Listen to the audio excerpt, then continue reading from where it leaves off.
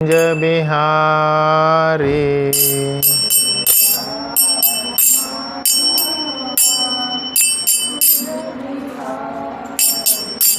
जय राधा माधव कुंज बिहारी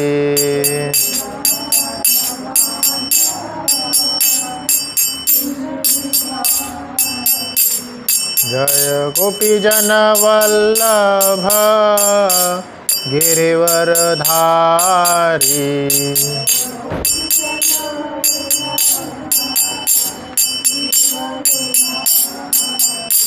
जय गोपीजन वल्लभ गिरिवरधारी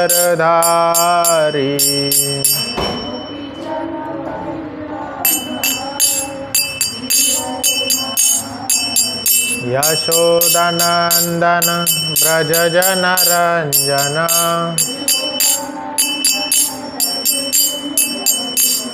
यशोदानंदन ब्रज जन रंजन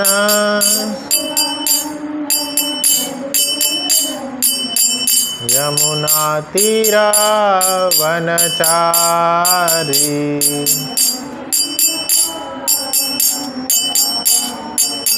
यमुना तीरा वनचारी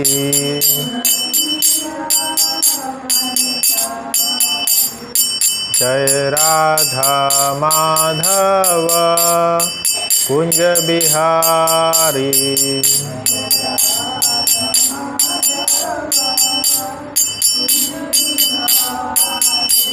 हरे कृष्ण कृष्ण कृष्ण हरे हरे हरे राम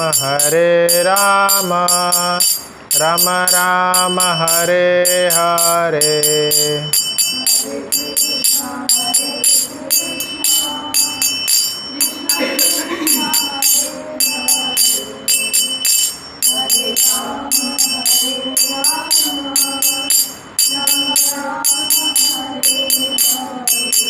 हरे कृष्ण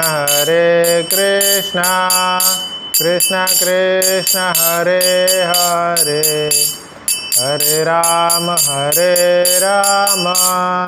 राम राम हरे हरे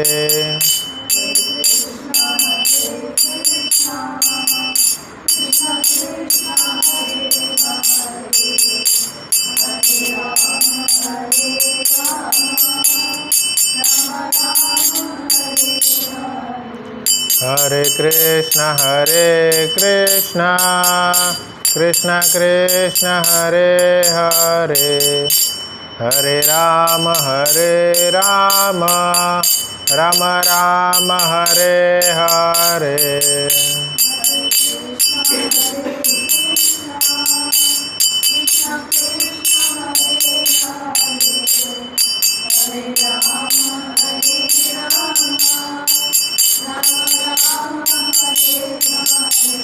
हरे कृष्ण कृष्ण कृष्ण हरे हरे हरे राम राम राम हरे हरे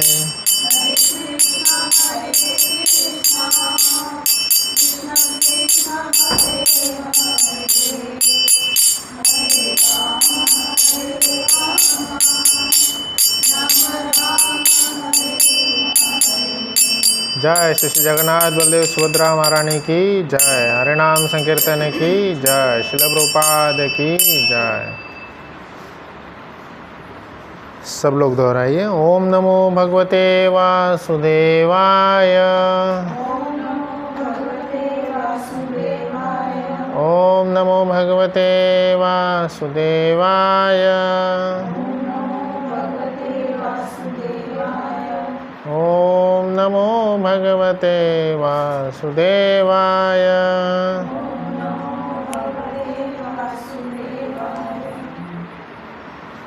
हरे कृष्णा। आप सभी का स्वागत है आज की कक्षा में।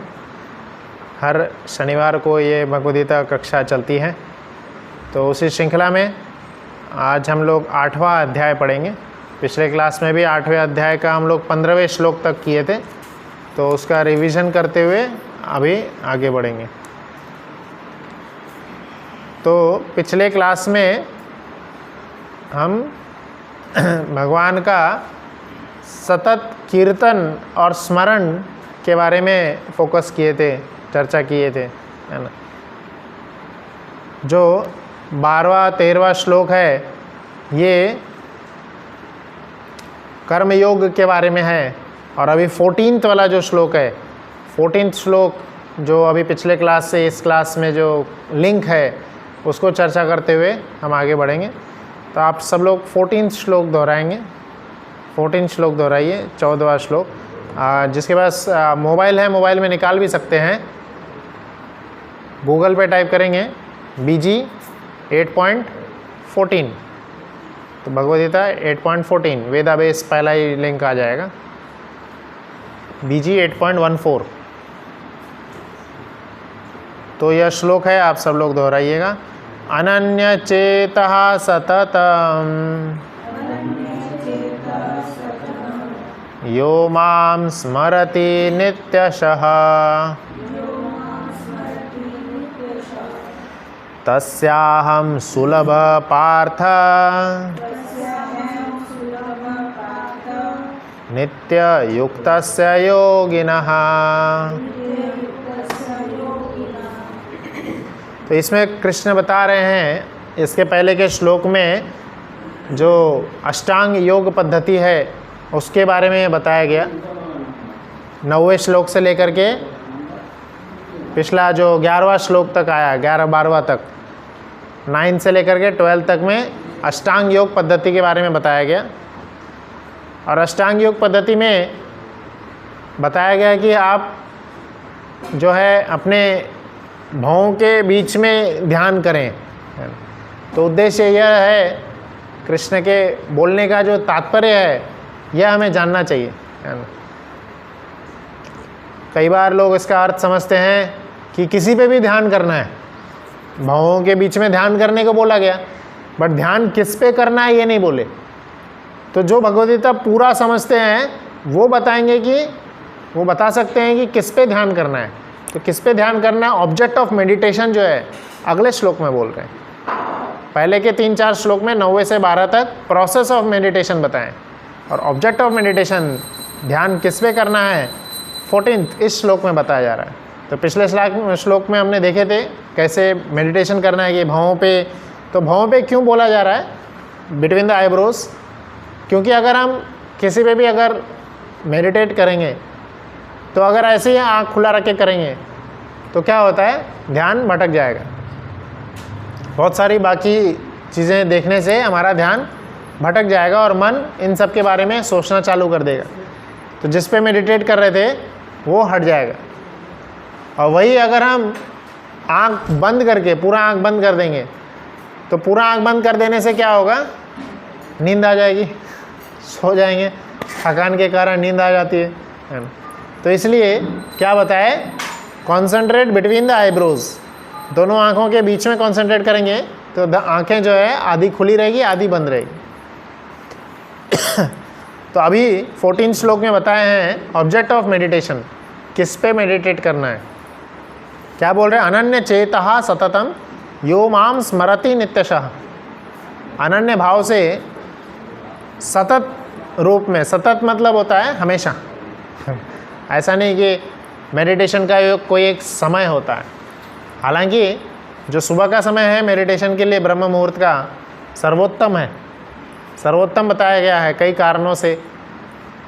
हरे कृष्ण। जो आध्यात्मिक कारण है इस कारण से भी, या जो हम जो वेव्स देखते हैं बाहर के भी भौतिक वेव्स जो हैं ये सुबह के समय कम ही रहते हैं, तो इसलिए ब्रह्म मुहूर्त में सुबह के समय का जो ध्यान है ये सर्वोत्तम बताया गया है। सतोगुण का भी प्रभाव ज़्यादा रहता है, पर फिर भी कृष्ण बता रहे हैं कि उनको पता था कलयुग में जो जीवात्मा आएंगे सुबह भर दिन तक सोएंगे, रात भर जगेंगे तो इसलिए क्या बोले हैं कृष्ण, सततम। ऐसा नहीं है कि ध्यान सिर्फ सुबह ही करना है या शाम में ही करना है जब भी मौका मिले, वैसे तो कृष्ण बोल रहे हैं हमेशा, पर जब भी याद आए, खाली समय हो, ध्यान करें। और किस पे? यो माम स्मरति नित्यशः, माम अर्थात मुझ पे, अर्थात कौन? कृष्ण पे। कृष्ण ही ये श्लोक बोल रहे हैं, तो कृष्ण पे स्मरति नित्यशः, नित्य रूप से ध्यान करना है। अब कृष्ण पे ध्यान कैसे करेंगे? जैसे ये सुंदर विग्रह है, लोग दर्शन करने आते हैं, तो जैसे आप कहीं कुछ चीज़ देखने गए, है ना, तो एक होता है बस देखना, है ना।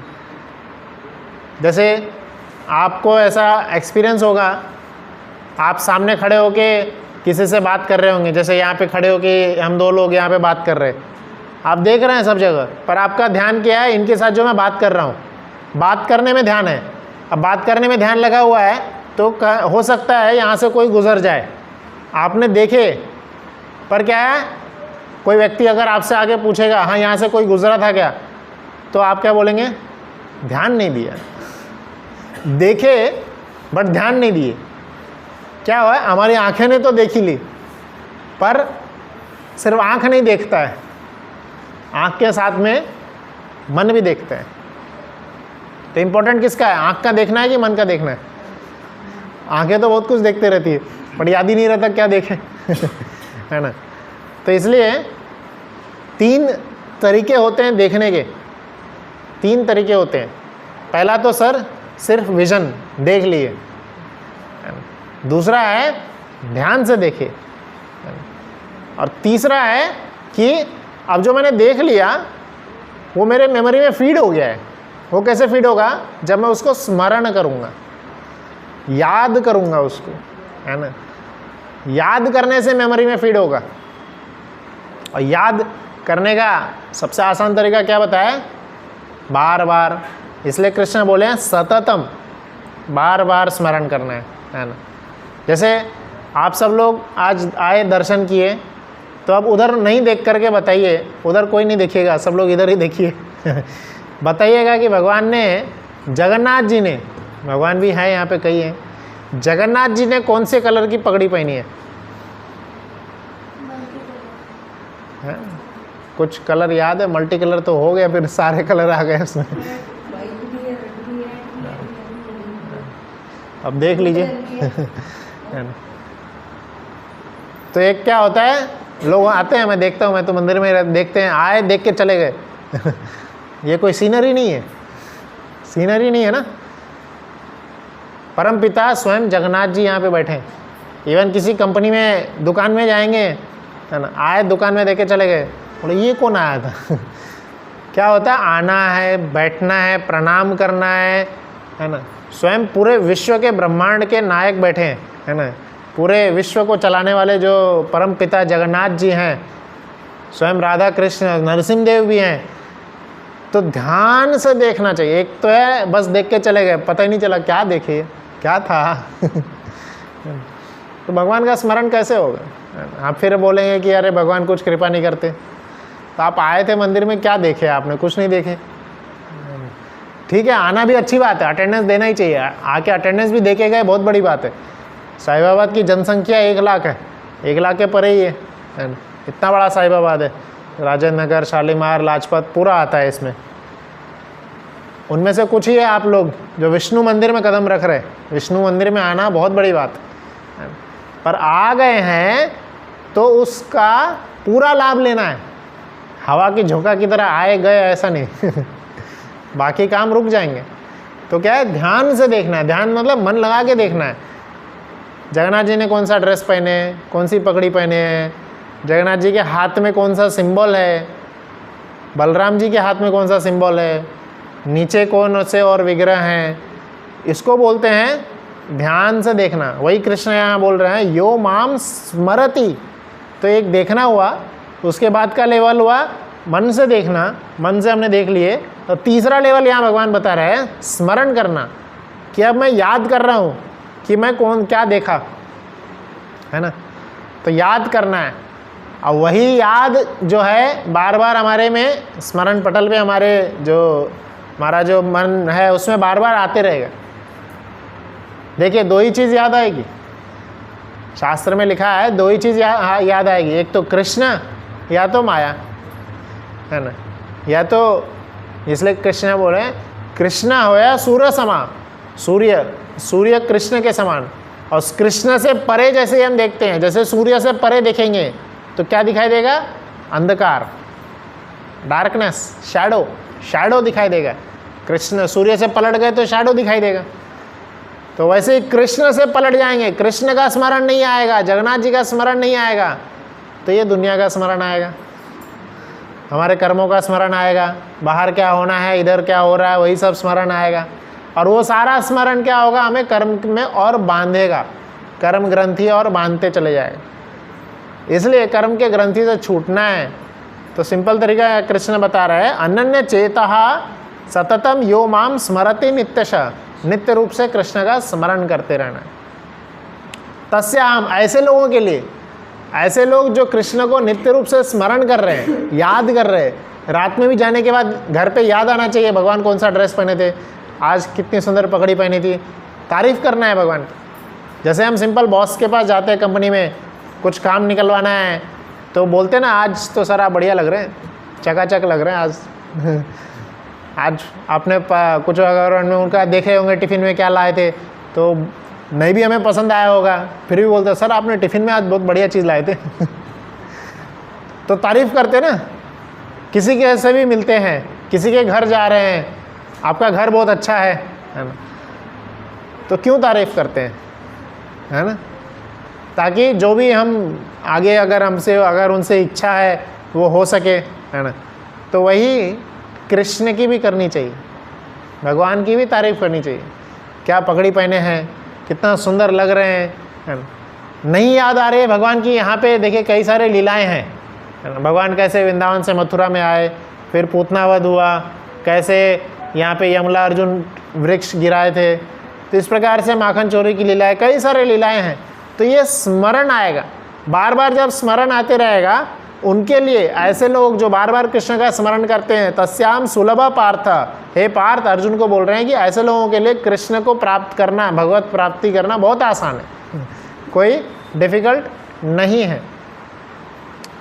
नित्य युक्तस्य योगिनः, ऐसे लोग धीरे धीरे नित्य रूप से भगवान का स्मरण करते करते योगी के स्तर पे पहुंच जाते हैं। योग अर्थात जो कृष्ण का हमेशा चिंतन करते रहते हैं, वह योगी। तो अगले श्लोक पे बढ़ेंगे और अगले श्लोक में बताया, 15वें श्लोक में बताएं, ऐसा नित्य रूप से भगवान का स्मरण करने से। अब लोग पूछेंगे कि नित्य रूप से क्यों स्मरण करूं मैं, और कुछ काम धंधे है मेरे पास, बहुत सारे काम है, इधर का घर का देखना है, बिजनेस का देखना है, बहुत कुछ देखना है काम। तो 15वें श्लोक में भगवान का नित्य स्मरण क्यों करना चाहिए वो लिखा है। माम उपेत्य पुनर्जन्म, दोहराइए, दुःखालयम अशाश्वतम नाप्नुवन्ति महात्मनः संसिद्धिं परमां गतः। तो यह श्लोक में बताए हैं, अब भगवान का स्मरण करने से क्या होगा, माम उपेत्य पुनर्जन्म, जिसका स्मरण करेंगे उनको प्राप्त करेंगे। अभी श्लोक पिछले के श्लोक में बताए थे, अंतकाले च माम एव स्मरण मुक्त्वा करेरम, अंतकाल में हम जिनका स्मरण करेंगे हम उनको प्राप्त करेंगे।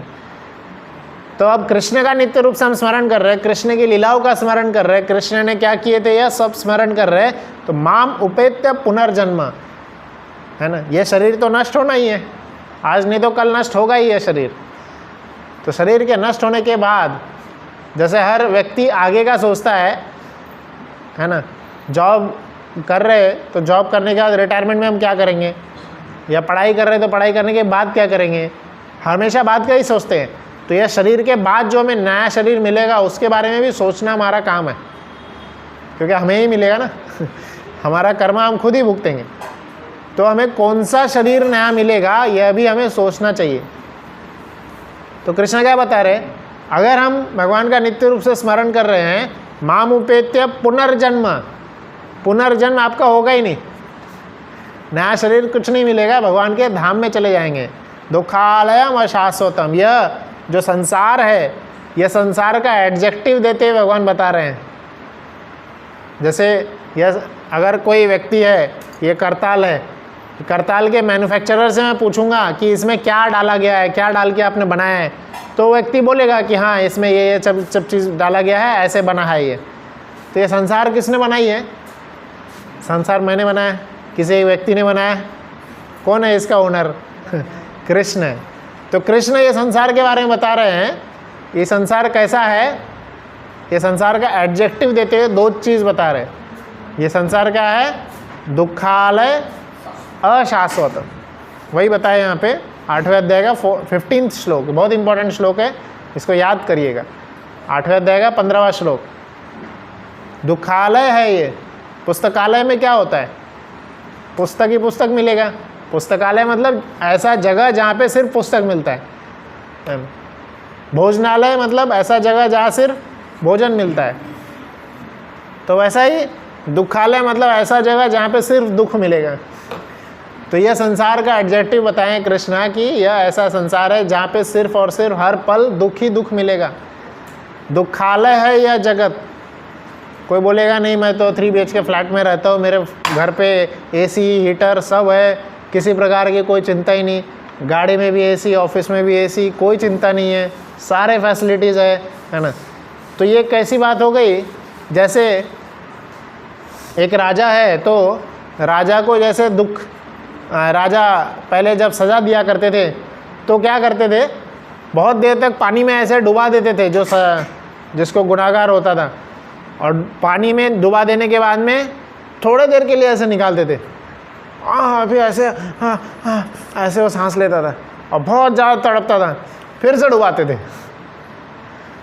तो कई समय तक हम दुख भोग रहे हैं और कुछ पल के लिए बाहर आते हैं, तो जो सुख होता है वो सुख का अगर डेफिनेशन बताएंगे तो क्या है? वो एब्सेंस ऑफ मिजरीज है। वो सुख नहीं, वो क्या है? Absence of miseries. दुख का कुछ देर के लिए नहीं है, वो दुख का स्टॉप है, वो स्टॉप हो गया कुछ समय के लिए, है ना। तो एब्सेंस ऑफ मिजरीज है ये। कई लेवल पे सुख होते हैं। एक शारीरिक स्तर पे सुख होता है। शारीरिक स्तर पे अर्थात जो हम खाद्य पदार्थ के ज़रिए खाना खा के या तो देख के हम सुखी होते हैं, कोई चीज़ को देख के खुश हो रहे। जैसे लोग इंस्टाग्राम पे रील्स देख के या यूट्यूब पे रील्स देख के खुश होते हैं, है ना। तो क्यों खुश क्यों हो रहे हैं? क्योंकि उनकी आंखों से वो खुशी प्राप्त कर रहे हैं। कई बार तो क्या रील देखी ये भी याद नहीं रहता बस ऐसे ही बढ़ाते जा रहे। तो क्या है? बस आंखों से खुश हो रहे, कुछ स्वाद से खुश होते, कुछ चीज़ खा के या कोई चीज़ स्पर्श करके, 5 इंद्रियों के द्वारा अलग अलग जगह से। तो ये क्या हो गया? इंद्रिय लेवल पे खुश हो रहे हैं। फिर दूसरा होता है मानसिक लेवल पे कुछ लोग खुश होते हैं। मानसिक लेवल पे अर्थात जैसे कोई मूवी देख रहे हैं या कोई हम कहानी पढ़ रहे हैं, नॉवेल पढ़ रहे हैं, तो नॉवेल पढ़ रहे हैं, कहानी पढ़ रहे हैं, ये सब में जगह क्या हो रहा है? मानसिक लेवल पे खुश हो रहे हैं। या कोई चेस खेल रहा है या कोई गेम खेल रहे हैं, तो बुद्धि के स्तर पे खुश हो रहे हैं। तो सब प्रकार की खुशियाँ हैं। जैसे मैं AC में बैठा हूँ, मुझे ठंडी लग रही है, ठंडा हवा अच्छा लग रहा है, तो यह क्या है? शारीरिक स्तर पे मैं खुश हो रहा हूँ। तो शारीरिक स्तर पे एक खुशी होती है, दूसरी होती है मानसिक स्तर पे, फिर होती है बुद्धि के स्तर पे खुशी होती है। फिर जैसे नेम फेम मिलता है, सब लोग वाह वाह करते हैं, तो ये ईगो के स्तर पे खुश होता है। पर ये सारे सुख जो है क्षणिक है, जो परमानेंट है वो आत्मा के स्तर पे जो खुशी होती है वह रहती है। तो इसलिए क्योंकि सारे सुख क्षणिक है, टेम्पररी है, इसलिए यहाँ पे क्या बोला गया? यह है दुखालय है। परमानेंट रूप से क्या मिलते रहेगा? दुख रहेगा। अशाश्वतम बोला गया। अशाश्वतम मतलब टेम्पररी, जो शाश्वत नहीं है। नाप्नुवन्ति महात्मनः संसिद्धिम परमागतः। तो ऐसे व्यक्ति जो कि सिर्फ भगवान का स्मरण कर रहे हैं, भगवान के धाम को प्राप्त करते हैं, परमागतः संसिद्धिम परमागतः, परम गति को प्राप्त करते हैं। समझिए, तो पिछले श्लोक में बताए थे किसका स्मरण करना चाहिए, तो कृष्ण खुद बोल रहे हैं कि मेरा ही स्मरण करना चाहिए, कृष्ण के लीलाओं का, कृष्ण के रूप का, कृष्ण के नाम का स्मरण करना चाहिए। ऐसा स्मरण करने से क्या होगा, भगवान को के धाम को प्राप्त करेंगे। भगवान का धाम इस दुखालय से परे है और वो क्या है, संसिद्धिम परमागतः, परम गति है वो। अब अगर ये क्या होगा, टॉप मोस्ट डेस्टिनेशन, अगर हम भगवान के धाम को प्राप्त नहीं किए, फेल हो गए, तो क्या होगा। वो क्लास कब था, जब हम कृष्ण का स्मरण कर रहे तो कृष्ण के धाम को प्राप्त करेंगे। तो अगर भगवान का स्मरण नहीं हो रहा है तो क्या होगा, अगले श्लोक में बताते हैं। आप सब लोग पढ़िए 16वां श्लोक 8.16। आ ब्रह्मा भुवनालोकः पुनरावर्तिनो अर्जुना मामुपेत्य तु कौन्तेय पुनर्जन्म न विद्यते। यह श्लोक में बताए हैं आ ब्रह्मा भुवनालोकः, तो ब्रह्मा जी से लेकर के सारे जितने भी लोक हैं, ब्रह्मा जी का लोक है, फिर ऊपर हम देखेंगे इंद्र लोक है, देवताओं का लोक है, तो जितने भी लोक हैं, नीचे में फिर देखेंगे पाताल लोक है, कई सारे हैं, टोटल 14 भुवन है।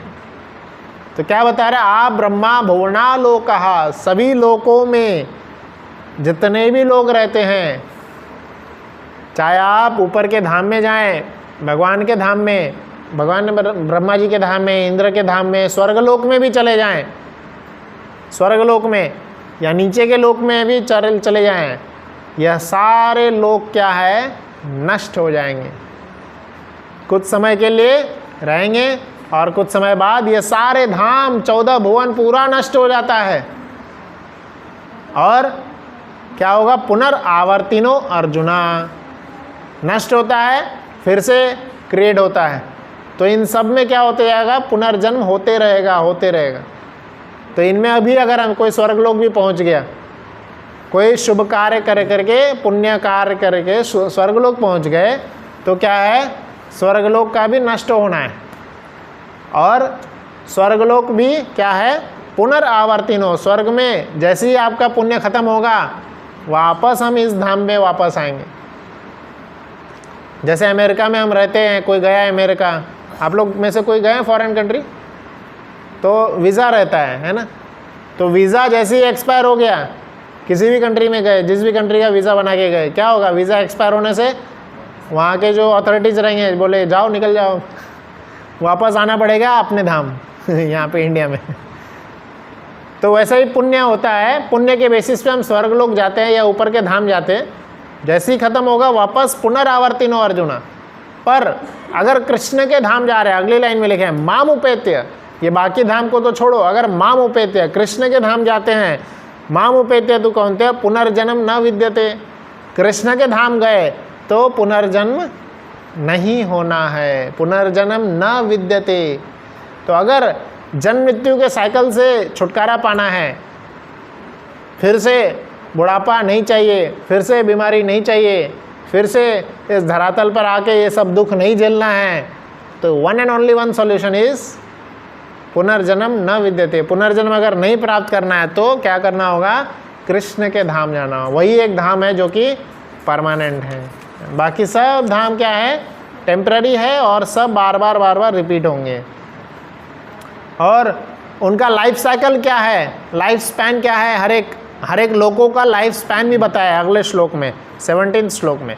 सहस्त्र युग पर्यंतम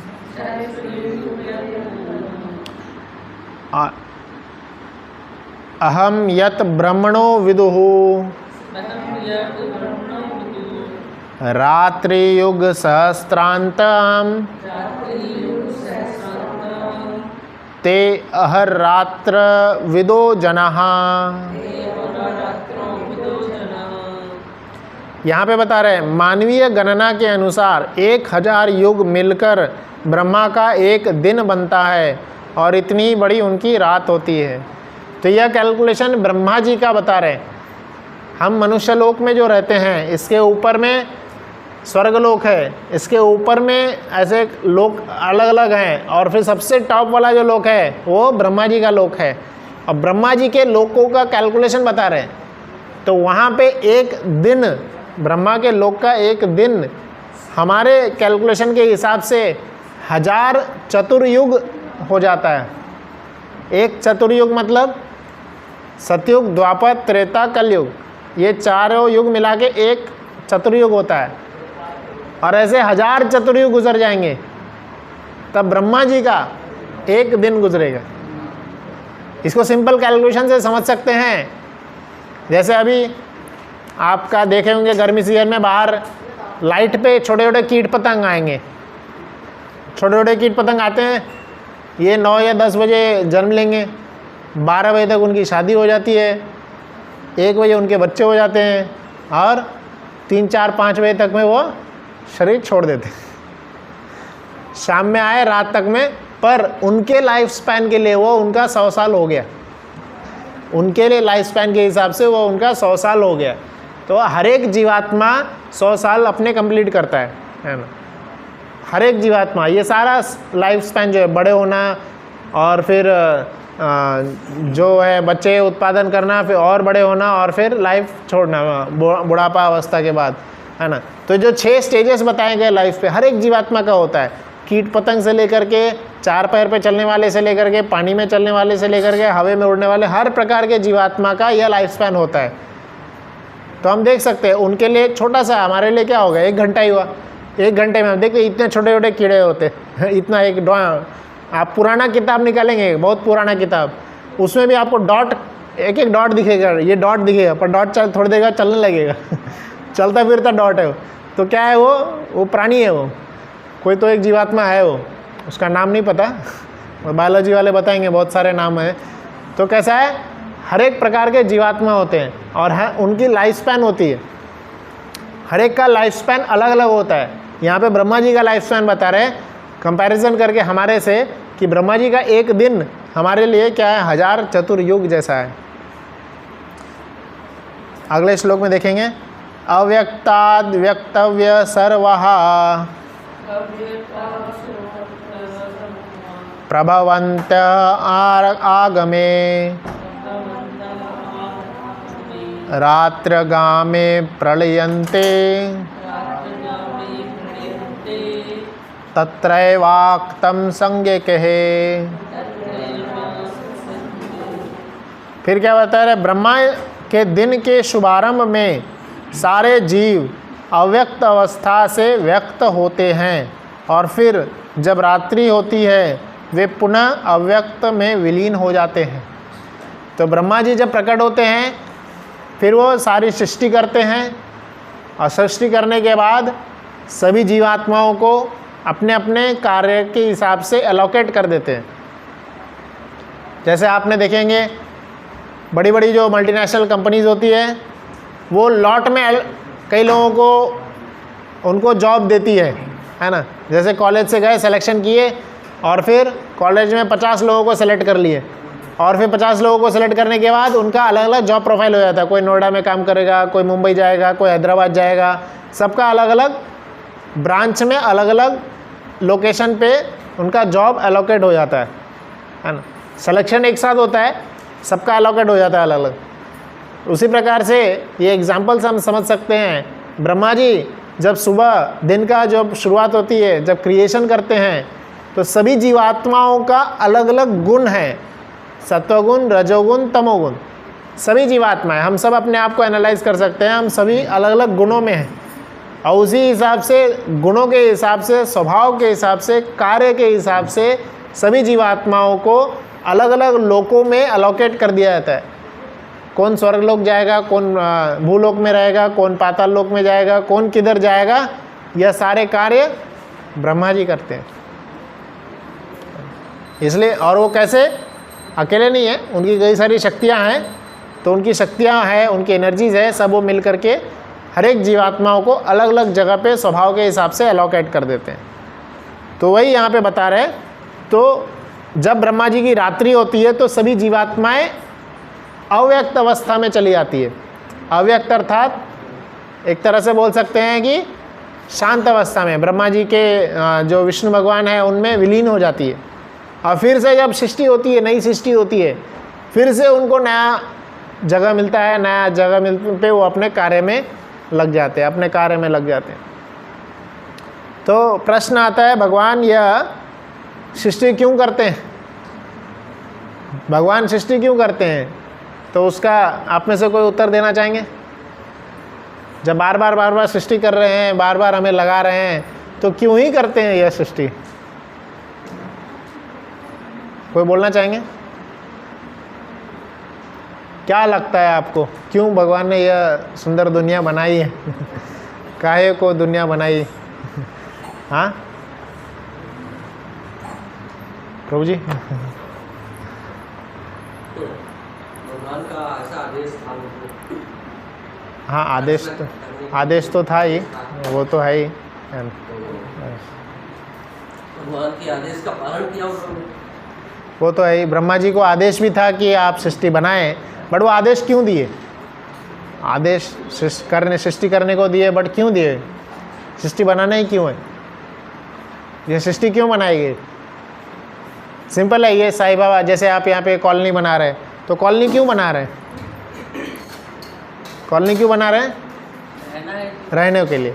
तो हर एक जीवात्माओं के रहने का स्थान प्रदान करने के लिए, है ना? तो हर एक जीवात्माओं की इच्छा है, डिज़ायर है। Every living entity has the desire. हर एक जीवात्माओं की इच्छा है कि मैं इस जगह पे रहना चाहता हूँ, मैं ऐसे यह भोग भोगना चाहता हूँ। हर एक जीवात्माओं की कुछ न तो कुछ भोग भोगने की इच्छा है, आंतरिक इच्छा होती है ना? जैसे अभी गर्मी का सीज़न आ रहा है, तो आम का फल बहुत बढ़िया मिलेगा। आम का फल आएगा, मंडी में तो आने लगा है तो यहाँ भी आएगा, बहुत मीठे मीठे फल आएंगे आम के।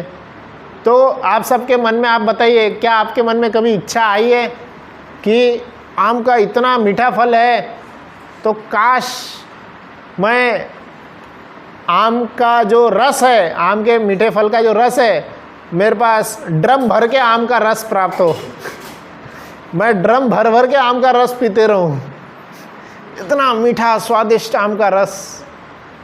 क्या इच्छा आई है कभी आपके मन में? बताइए। हर सीजन आती है मेरे मन में तो। आती है ना? तो भगवान बहुत कृपालु है। ऐसे आपके मन में जो भी इच्छा है कि आम का रस पीने की इच्छा है ना? जैसे कुछ लोग बेवड़े होते हैं, दारू पीते रहते हैं, तो उनके मन में क्या इच्छा होती कि काश मैं ड्रम भर के दारू पीऊं। और कुछ लोग जैसे जो ग्वाल बाल होते हैं, जो गाय चराते हैं, या जो डेयरी फार्म में रहते हैं, तो उनको ऐसी इच्छा होती है काश मैं ड्रम भर के दूध पीऊं या मैं दही पीऊं, है ना? तो पूरे यूनिवर्स में, पूरी सृष्टि में हम तो सिर्फ क्या जानते हैं, जैसे समुद्र है, समुद्र में हम जब देखें, समुद्र क्या है? खारे पानी का, खारा पानी से भरा हुआ जगह है वो समुद्र। क्या है? उसमें खारा पानी मिलेगा ढेर सारा, तो खारा पानी वाला हम समुद्र जानते हैं। पर सृष्टि में ऐसा भी जगह है जहाँ पे समुद्र है, बट वो खारे पानी का समुद्र नहीं है, वो आम के रस का समुद्र है ना? तो उसमें आप तैरेंगे तो किस में तैरेंगे? आम के रस में तैरेंगे। अलग अलग फलों के जूस है, अलग अलग फलों के जूस के समुंदर हैं पूरे, जहाँ जहाँ तक देखेंगे वहाँ समुंदर है। तो सृष्टि है ऐसा, अलग अलग जगह पे, अलग अलग ऐसा जगह है जहाँ पे ऐसी सृष्टि है जहाँ पे क्या हो रहा है? सिर्फ आम के फलों का जूस का नदी बह रही है, आम रस की नदी बह रही है। और एक ऐसा सृष्टि है जहाँ पे सिर्फ और सिर्फ मदिरा का नदी बह रही है। तो ऐसी पूरे 14 भुवन में अलग अलग सृष्टि है, अलग अलग जगह पे सब कुछ है। जो भी जीवात्मा इच्छा कर सकता है वो सारी चीज़ें अलग अलग जगह पर है। और कृष्ण बड़े ही कृपालु हैं, जो भी इच्छा होती है हमारी नोट डाउन करते हैं और उसकी पूर्ति भी करते हैं। सिर्फ क्या है, आज नहीं करते, अभी नहीं करते, इसलिए हमें दुख होता है। करते हैं उनकी, वो कब करेंगे? जब उनको ठीक लगेगा। मतलब जब वो सोचेंगे कि, वो इंग्लिश में कहावत है ना, फर्स्ट यू डिज़र्व, पहले अगर हम डिज़र्व हम उसके डिज़र्व उसके कैपेबल होंगे तब हमें वो दी जाएगा। तो अगर हमने इच्छा कर लिया बट उस इच्छा के हम लायक नहीं हैं तो हमें अभी नहीं मिलेगा, जब लायक बनेंगे तब मिलेगा। पर इच्छा होती है, हर इच्छा के पूर्ति के लिए 14 भुवन बनाए गए। तो सृष्टि क्यों बनी है, इसका प्रश्न का उत्तर क्या है? सृष्टि क्यों बनी है? हर एक जीवात्मा की हर इच्छा को पूर्ति के लिए एक सृष्टि बनी है। जैसे राइट ब्रदर्स है, उन्होंने एरोप्लेन बनाया, तो क्या सोच के एरोप्लेन बनाया कि हमें उड़ना है, उड़ने की बहुत इच्छा थी। ऐसे कई लोग होते हैं जो हमेशा तैरते रहते हैं, उनको स्विमिंग अच्छा लगता है। तो कई सारे एम्फीबियंस हैं, उनको भगवान अगले लाइफ में मछली बना देते हैं, तैरते रहो पूरा जीवन भर। अंतकाले च मामेवा स्मरण मुक्त्वा कलेवरम, जैसी इच्छा रहेगी वैसी ही अगला शरीर, अगला लाइफ, अगला डेस्टिनेशन प्राप्त होगा। वही यहाँ पे लिखे हैं अगले लाइन में, अगले श्लोक में 17वें श्लोक में बताते हैं, नहीं 19वें श्लोक में, भूतग्राम स एवायम भूत्वा भूत्वा प्रलीयते रात्रगामे वशः पार्थ प्रभवती अहगामे। तो भूतवा भूतवा प्रलीयते, इसमें क्या बता रहे? सारे जीव बार बार प्रकट होते रहते हैं, बार बार नष्ट होते रहते हैं। तो ये लाइफ साइकिल चलते रहता है, बर्थ डेथ, ये साइकिल जो है पूरा चलते रहता है। भूतवा भूतवा प्रलीयते, कई सारे जीवन हम ले चुके हैं, आगे भी कई जीवन लेंगे। इसको ख़त्म करने का एकमात्र तरीका क्या है? भगवान कृष्ण का स्मरण। हरे कृष्णा कृष्णा कृष्णा हरे हरे, हरे राम राम राम हरे हरे। 20वां श्लोक पढ़ेंगे। परस्तस्मास्तु भावो अन्यत अव्यक्त सनातन सः यस सर्वेषु भूतेषु नश्यत्सु न विनश्यति। प्रो जी प्रसाद दे दीजिए, अंदर रखा है प्रसाद ला के दे दीजिए। इसके अतिरिक्त थोड़ा देर रुकिए, 5 मिनट और रहेगा, बंद ही हो रहा है मंदिर। इसके अतिरिक्त अगले श्लोक का है, इसके अतिरिक्त एक अन्य अव्यक्त प्रकृति है जो शाश्वत है। तो यहाँ पे बता रहे हैं कि एक ऐसी प्रकृति के बारे में बता रहे हैं। पहले क्या बताया? भूतवा भूतवा प्रलीयते, बार बार क्रिएशन हो रहा है, डिस्ट्रक्शन हो रहा है, क्रिएशन डिस्ट्रक्शन ये सब चल रहा है, कंटिन्यूसली चल रहा है। और फिर यहाँ पे बता रहे हैं भूतवा भूतवा प्रलीयते के अगले श्लोक में बता रहे हैं जो कृष्ण का स्मरण कर रहे हैं, उनके लिए क्या रहेगा? वो कभी भी समाप्त नहीं होगा, कभी अंत नहीं होगा। वो ऐसा धाम है जो कभी अंत नहीं होता है ना। यही श्लोक में बता रहे, अव्यक्त धाम है, वो सनातन है ना, न विनश्यति। फिर आखिरी के 2-3 श्लोक बचते हैं। यह अध्याय में 28 श्लोक हैं, तो अंत हम अभी 23rd पढ़ेंगे। यत्र काले त्वा अन्विमृतिम आवृतिम चैव योगिनः प्रयात यान्ति तं कालं वक्ष्यामि भरतर्षभः। हे भरतश्रेष्ठ, अब मैं तुम्हें उन विभिन्न कालों को बताऊंगा जिनमें इस संसार से प्रयाण करने के बाद योगी पुनः आता नहीं है।